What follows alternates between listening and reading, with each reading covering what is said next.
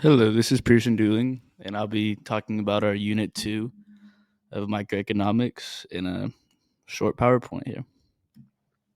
So, some of the topics I want to talk about that we discussed is the game theory, prisoner's dilemma, network goods, labor markets and how they work, monopolies, monopol- monopolistic advertising, and price discrimination. So, the prisoner's dilemma is a type of game theory. It's a paradox where people and decision makers always have an incentive to control the outcome, but the two individuals acting in their own self interest do not always create the correct outcome or the most optimal outcome of what could happen.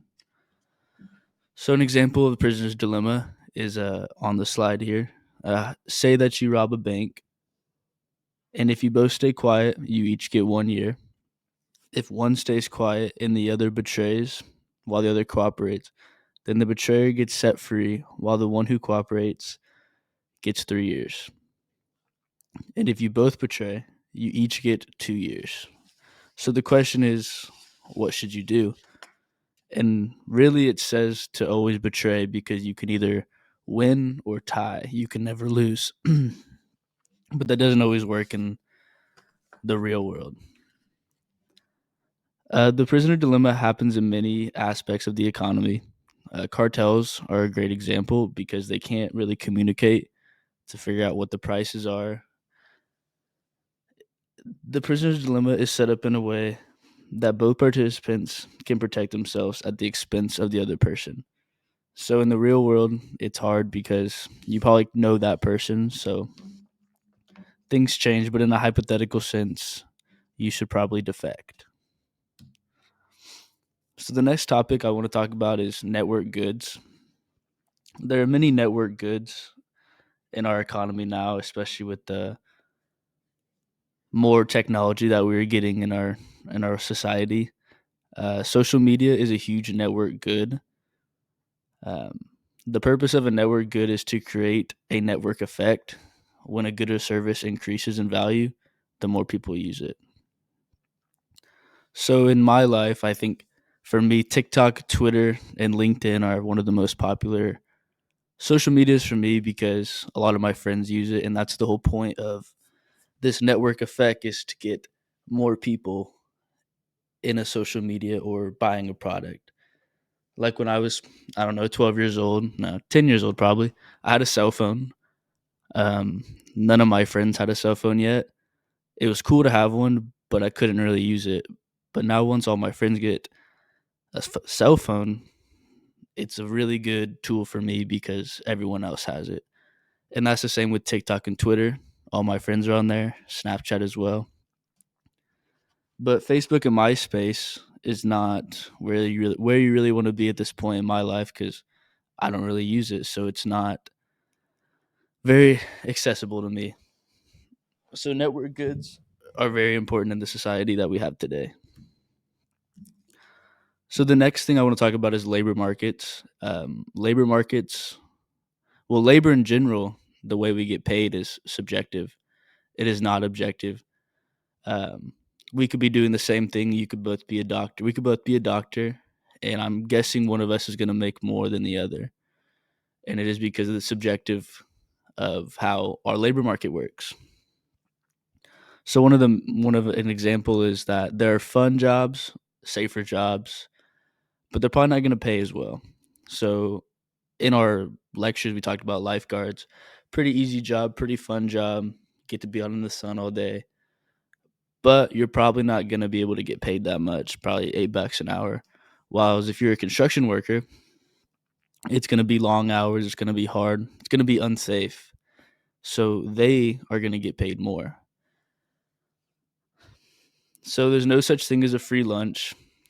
We talked about that, and it is because you're going to come back and the scale is always going to remain even. So these construction workers are going to be like, well, I'm going to leave and go be a lifeguard. So there's not going to be as many construction workers.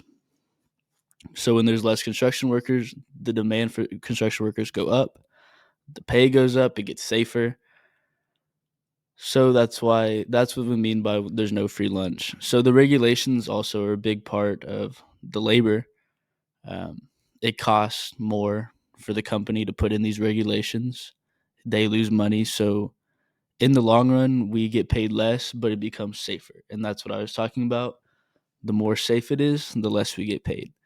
Some people are willing to risk more to get paid more.